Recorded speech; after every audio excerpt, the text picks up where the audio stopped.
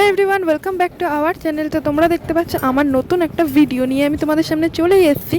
তো আজকের কিসের ওপর ভিডিও হচ্ছে সেটা হয়তো ফার্স্ট দিয়ে দেখে তোমরা বুঝতেই পেরে গেছো। তো আজকের আমাদের বাড়িতে বানানো হচ্ছিল পাবদা মাছের ঝোল। তো সেই কারণে সেইটারই একটা ছোট্ট ভিডিও তোমাদের সাথে শেয়ার করবো বলে ঠিক করেছি।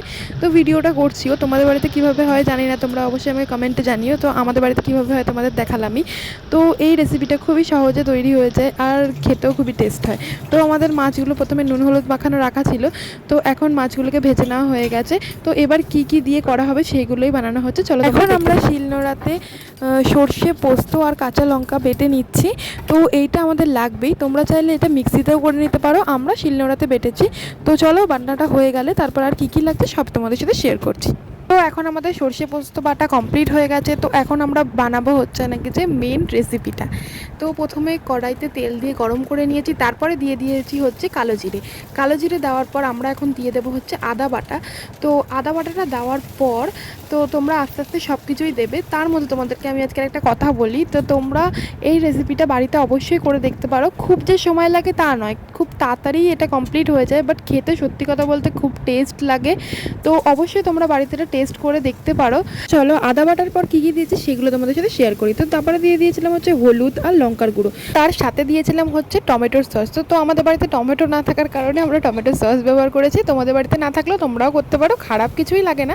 আর যদি টমেটো থেকে থাকে তো অবশ্যই টমেটো দিও। তারপরে দিয়ে দিয়েছিলাম হচ্ছে আমাদের যেই বেটে রাখা সর্ষে পোস্ত বাটা, তো সেটাই দিয়ে দিয়েছিলাম।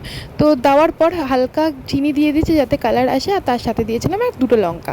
তো এটা লঙ্কা দেওয়া দিয়েই বাটা, তার সত্ত্বেও দিয়েছি কারণ একটু ঝাল খেতে আমরা ভালোই বাসি। তো চিনিটা দেওয়ার পর দেখতেই পাচ্ছ হালকা একটু সুন্দর কালারও আসছে।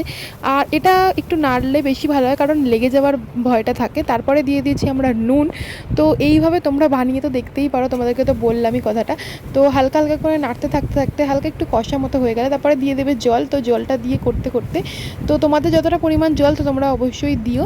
তো এই রেসিপিটা খুবই ভালো, আর একটুখানি ফুটতে থাকলে জলটা তারপরে আমরা মাছগুলো দেবো। তো ততক্ষণ তোমাদের সাথে আমি আর একটা কথা বলতে চাই। তো সেই কথাটা হচ্ছে, তোমরা অনেকেই আমার ভিডিও দেখো বাট কমেন্ট আর লাইক কেউই করো না। তো তোমাদেরকে একটাই কথা বলবো, তো তোমাদের যদি ভিডিওটা ভালো লাগুক কি খারাপ তোমরা অবশ্যই সেটা কমেন্ট করে জানিও।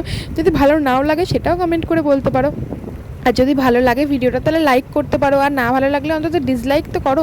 তোমরা অনেকে ভিডিও দেখো বাট লাইক শেয়ার কমেন্ট কিছুই করো না। শেয়ারটা নাই করো কিন্তু কমেন্ট আর লাইকটা অবশ্যই করো। তোমাদের কাছে এইটুকু রিকোয়েস্ট রইলো, তাহলে বুঝবো তোমরা অন্তত আমার ভিডিওটা দেখো, পছন্দ করো, তাহলে তো ভিডিও বানাতেও আমার ভালো লাগে। তো তোমরা কিছুই করো না, তো এইটুকুই বলছি যে তোমরা অবশ্যই একটু লাইক কমেন্টটা করো। তো তারপর দেখতেই পাচ্ছ আমরা এখন মাছগুলোকে দিয়ে দিয়েছি। তো মাছটা দেওয়ার পরে আমরা তারপর একটু ফোটার পরই দিয়েছি হচ্ছে ধনেপাতা। তো ধনেপাতাটা ছড়িয়ে দিয়েই আমাদের মাছের ঝোল প্রায় রেডি বলতে গেলে। তো ভিডিওটা আজকে আমি এখানেই শেষ করছি, দেখা হবে নেক্সট ভিডিওতে। চলো বাই বন্ধুরা।